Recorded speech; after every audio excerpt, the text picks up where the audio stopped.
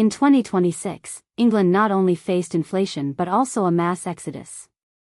In Burslem, for every 3 shops, 1 closes permanently, turning it into the town with the highest vacancy rate in the kingdom. Meanwhile, in Norwich, the unemployment rate has surged to 4.1%, far exceeding the regional average. Even more alarming, Darlington is becoming a true graveyard for the retail industry.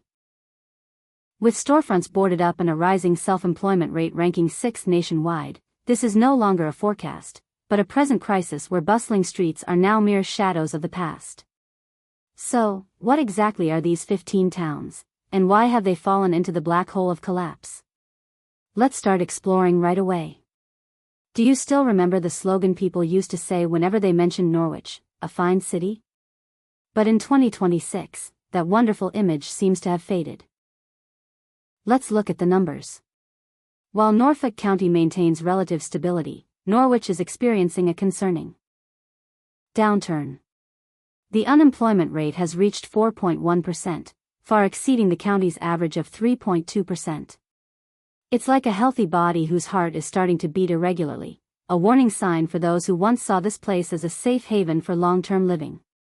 While house prices across the county continue to rise, property values in Norwich have dropped by 5% in just 12 months. Imagine waking up every day knowing a portion of your lifetime savings is quietly disappearing. For every 4 new businesses opening their doors, nearly 1 closes. The system appears to be consuming itself. The gross value added, GVA, index is stagnating like a car running out of fuel on a slope. 70% off signs hang year-round, not as promotions, but as desperate cries for survival. Norwich may still hold the title of a UNESCO City of Literature, but in 2026, it feels like a place where one could write a prize-winning novel about the emptiness of abandoned stores. Books cannot fill empty storefronts. Young people, who should represent the city's future, are leaving in search of better wages elsewhere, creating an aging population and widening the gap between struggling city centers and wealthier suburbs. Meanwhile, the city council struggles with deficits, patching together weakened public services. Can this still be called prosperity when accumulated wealth is steadily eroded? When a bright city begins to resemble a black hole?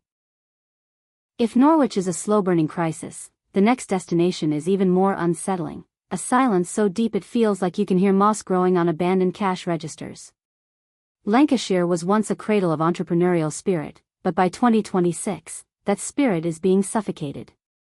This is not merely a shift in shopping habits, it is a systemic economic purge targeting independent businesses.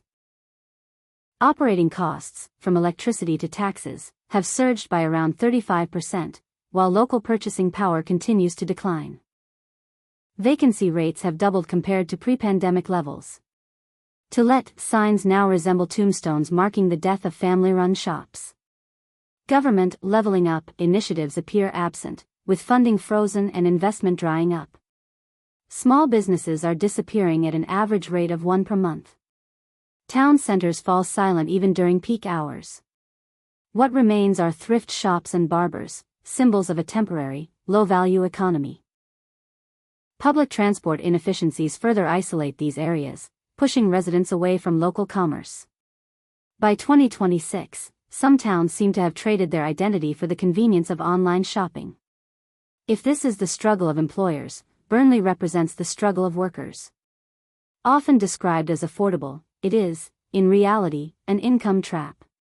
The average weekly wage is just £617, ranking near the bottom nationally. Nearly half the population falls within the poorest 20% nationwide.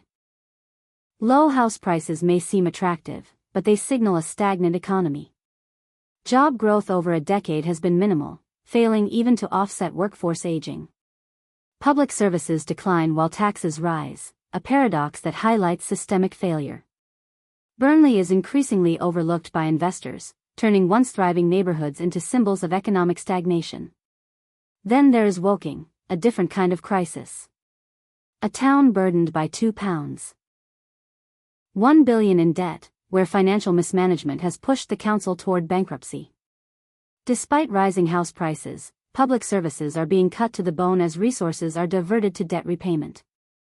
Shiny skyscrapers stand tall, but behind them lies a hollow system, a town functioning only to service its liabilities. Nearby, Croydon tells a similar story but with added social tension. Heavy debt, rising taxes, and shrinking services have created an environment where insecurity is growing. Vacant buildings are occupied, crime is rising, and the contrast between luxury developments and urban decay is stark. Stoke-on-Trent, once the heart of Britain's ceramics industry, now faces cultural as well as economic collapse. Industrial decline, rising unemployment, and failing public services have left deep scars. The loss of heritage brands has created both economic and emotional voids. Brighton, once a vibrant coastal hub, is struggling under financial pressure. Budget deficits have forced cuts to essential services, while falling property values and declining tourism reveal deeper structural issues beneath its glamorous image.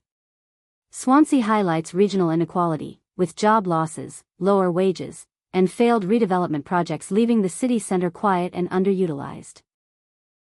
Oldham faces severe cuts to public infrastructure, leading to the closure of libraries and community spaces, eroding the social fabric and increasing local eye. Darlington represents a human crisis, where economic decline has led to social disconnection. Once rooted in industrial pride, it now struggles with unemployment, aging populations, and fading opportunity. Swindon is caught in a fiscal survival battle, forced to cut essential services just to stay financially afloat. Meanwhile, Havering suffers from budget miscalculations, leaving residents paying more while receiving less. Across all these towns, a pattern emerges. This is not random decline, it is the result of years of economic imbalance, policy missteps, and structural weaknesses. When councils must choose between paying debt or maintaining basic services, the system is clearly under strain. What is the value of modern development if communities themselves are weakening? What does cheap housing mean if incomes cannot support even basic living costs? If your town faced these conditions, would you stay and rebuild, or leave in search of opportunity elsewhere? Are we witnessing the decline of traditional towns, or is this a necessary transition toward a new economic reality? If you found this analysis insightful, consider sharing it. These stories deserve attention, and the future of local economies depends on understanding what is happening today.